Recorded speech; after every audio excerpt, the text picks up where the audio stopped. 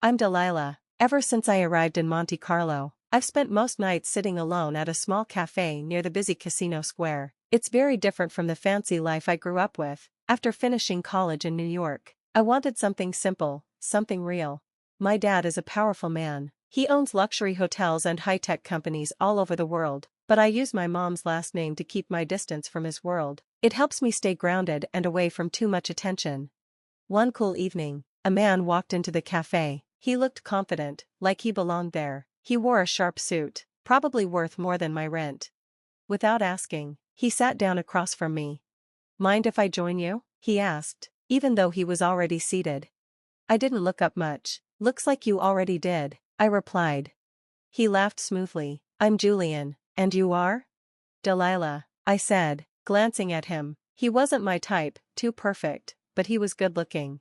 "So, Delila," he said, "what's a girl like you doing here alone?" He sounded playful. I wasn't sure if I liked it or not.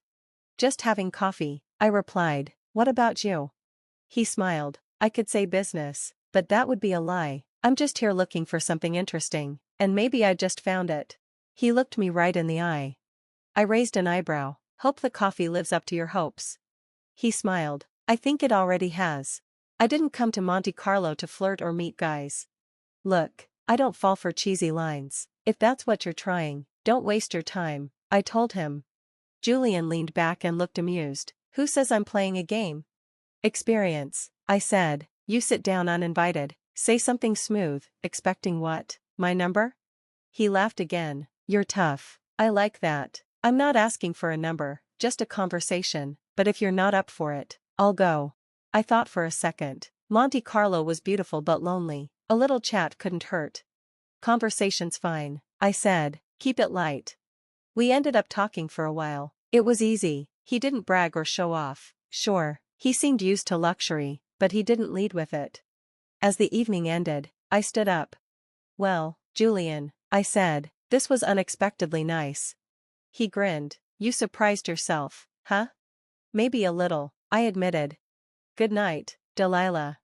"Good night, Julian," I replied, feeling a bit curious about him. After that night, Monte Carlo didn't feel quite as lonely. Julian kept showing up, at markets, at restaurants, even on quiet walks, but it wasn't annoying, it felt sincere. One evening, he walked up to me again, holding 3 coffees. He sat down beside me without a word. I gave him a playful look. "If I guessed wrong, I'll drink both," he said, handing me one. I smiled. "Good guess." We sat quietly, listening to the ocean. Then he asked, "So, what do you do back in the States?" "I'm not working right now," I replied with a shrug. He laughed. "Fair enough, but everyone's got a story." Over time, we spent more days together. Julian showed me places I hadn't seen. We talked about everything: movies, books, favorite foods. We even argued about James Bond. I liked Sean Connery. He liked Daniel Craig. One day, while walking on the beach, Julian suddenly stopped. "Delila," he said seriously, "I know we just met, but the past few weeks have been better because of you." I paused, unsure how to answer. I hadn't planned on catching feelings.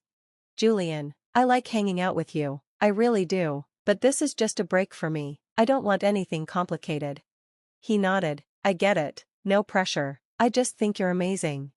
Weeks passed, and my time in Monte Carlo was almost up. Julian and I spent more time together: dinners, breakfasts, quiet walks. Somehow, I was falling for him. Then one evening, Julian surprised me.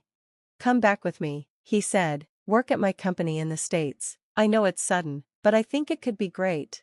It was a crazy idea, but tempting. I started imagining a normal life, a life with Julian. But then, everything changed. My dad showed up unexpectedly. I was unpacking when I heard his laugh. He stood in the doorway, larger than life, like always. "Well, Delila," he said, hugging me tightly, "so this guy must be special if you're moving for him." He was being friendly, but I knew he was also checking for trouble. I sat down, feeling the weight of it all. "His name's Julian. He doesn't know about all this," I said, gesturing at the wealth around me. Dad sat beside me, serious now. "You can't hide it forever. If he's really going to be part of your life, he deserves to know the truth." "I know," I said softly. I just want to be sure about him first. He ruffled my hair like he used to when I was little. Always here for you, kiddo, just remember, I've got eyes everywhere, he joked with a wink.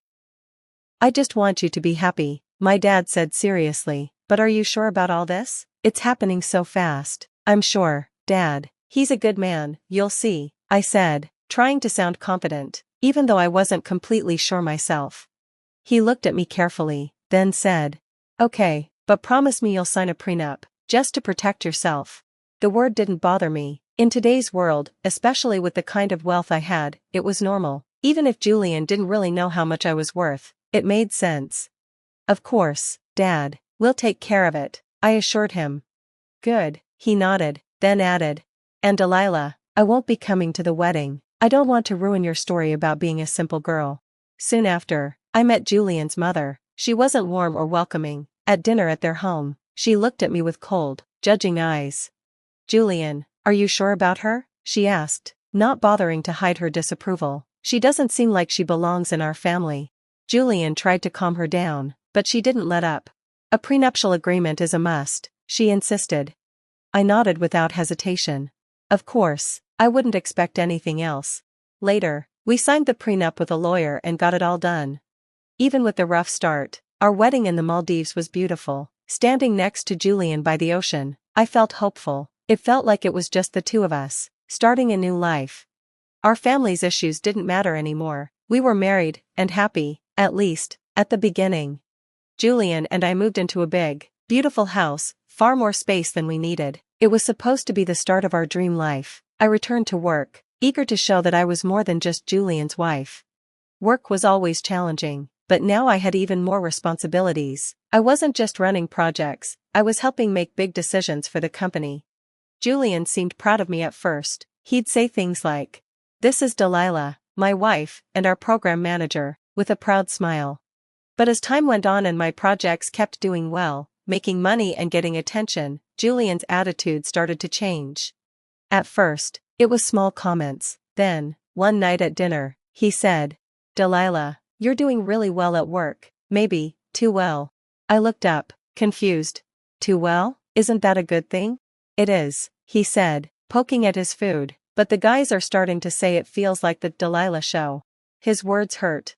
That's not fair. I thought you were happy about the company's success. I am, he said, but his voice didn't sound happy. It's just a lot. Everyone talks about you now. Sometimes I wonder where I fit in. That conversation changed things between us. As my career grew, so did the tension in our marriage. Julian didn't seem as supportive anymore. He started to act jealous. Things got worse when his mother came to stay with us. She had old-fashioned ideas and didn't like that I worked so much. "You're always at the office," she said one day. "When do you take care of your husband?" I tried to ignore it, but her comments only made things harder. No matter how successful I was at work, it seemed like nothing could fix what was happening at home. The more I achieved, the more distant Julian became. Then one night, Julian came home looking serious. "Delila," he said, "I think you should leave the company. We need to focus on family, and your job is causing problems." His words shocked me. "Leave the company? Why? I've helped it grow so much." "It's for the best," he said coldly. "You can stay home now, maybe start that garden you've always talked about." He said it like my career meant nothing. The next day, I found out he had fired our entire house staff, cleaners, cooks, even the gardener. "It's all yours now," he said. "You wanted to be more involved at home, here's your chance." His mother seemed pleased. "It's good for a wife to focus on her home," she said with a smirk every time Julian talked about my new role as a housewife. I tried to adjust, but deep down, I felt ashamed. Maybe my dad had been right about Julian after all. Later, Julian suggested we take a trip to Monte Carlo to fix things between us. I wasn't sure, but part of me still hoped we could make it work. That hope faded fast when his mother announced she was coming too. "It's been so long since I traveled," she said, like it was already decided. Julian was happy about it. He didn't ask what I thought. We rented a small, fancy house in Monte Carlo. It looked charming, but it felt like a trap.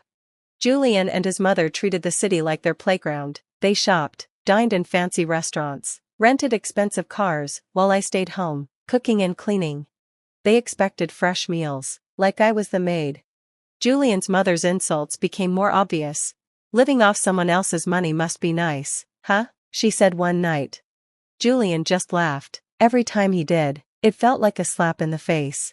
One evening, we walked past an old, grand hotel. It looked elegant, like it belonged in a storybook, a place where people were respected and treated with grace.